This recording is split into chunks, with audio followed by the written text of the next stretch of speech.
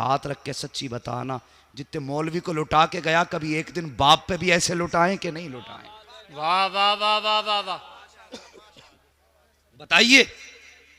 हाँ, मौलवी को दो, तुम्हारी मर्जी, लेकिन बता जब बाप ने तुझे दवा का रेपर उठा के दिया था, बेटे इसमें की दवा नहीं है, तेरे मुंह पे शिकन तो नहीं पड़ी थी?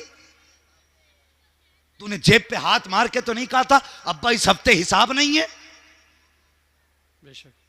किस बात पे तूने मौलवी पे पैसे लुटाए? तूने बात अच्छी बता दी, ले पैसे। तूने शेर अच्छा पढ़ दिया, ले पैसे। तेरी सांस लंबी है, ले पैसे। तेरा लहजा अच्छा, ले पैसे। क्या कि अच्छा होता कभी बाप के सामने खड़ा होता, कहता बाप तूने बचपन में परवरिश की है, ले पैसे। तूने अपने वक्त को कुर्बान करके पाला है, ले पैसे। तूने जवानी मेरे लिए लुटाई है, ले सारी दौलत तेरे लिए है। क्या कि अच्छा होता एक बार उसके कदमों में बैठ जाता, कहता बाबा तेरी नजरों में मेरे सामने इस दौलत की औकात कुछ नहीं है, अगर हुक्म देगा हंसते हंसते जान लुटा दूंगा, इसलिए कि मैं जानता हूं जिस्म मेरा है लेकिन सांसें जो चल रही है तेरी बदौलत चल रही है।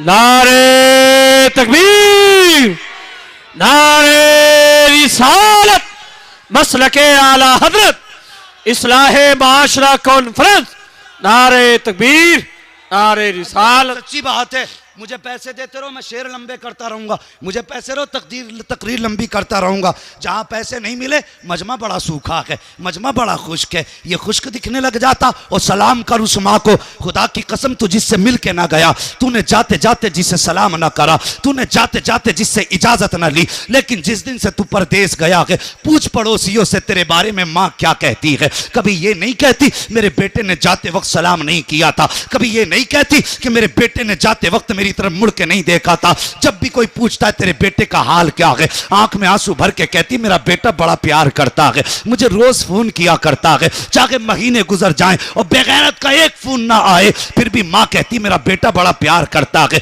बड़ी कुर्बानी देता है, जितने कमाता कहता माँ तेरे लिए है। और यार ये माँ है तेरे बगैर दिए तेरी तारीफ कर रही है, तूने दिल दुखाया है फिर भी तुझसे नाता नहीं तोड़ा है। और यार हम पे लुटने से क्या फायदा, हम पे मरने से क्या फायदा, अगर मरना है तो कभी माँ के कदमों पे मर के दे, अगर मरना है तो कभी बाप के सफेद बालों पे मर के दे। खुदा की कसम ये जब हाथ उठाएंगे इतना देंगे, इतना देंगे, एक पुश्त नहीं तेरी 7 पुश्तों का रब के करम से गुजारा हो जाए। सुभान अल्लाह, सुभान।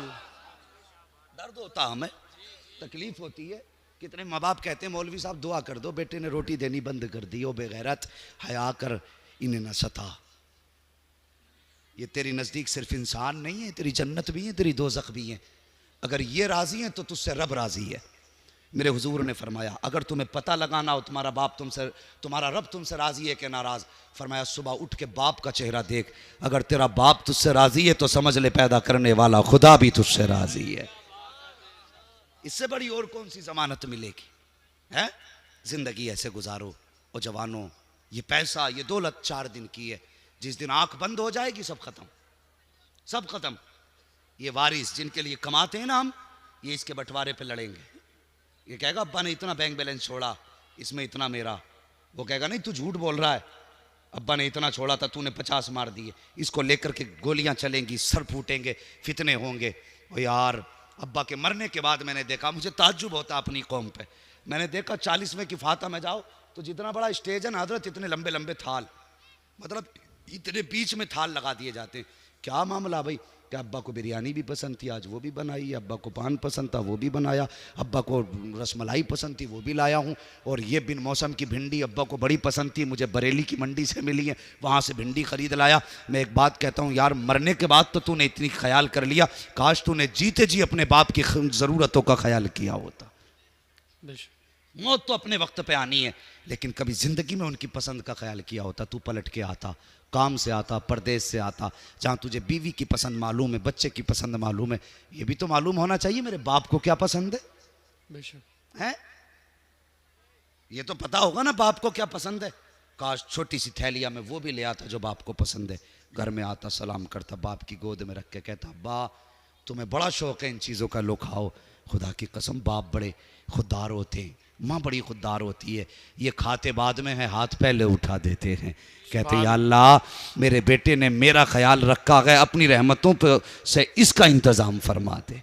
ये माँ बाप होते हैं। तो जवानों, आज किस महफिल में आए हो, खुदारा किसी का हक ना खाओ, किसी को सता के ना जाओ, हुजूर से प्यार करो, हुजूर से इश्क करो।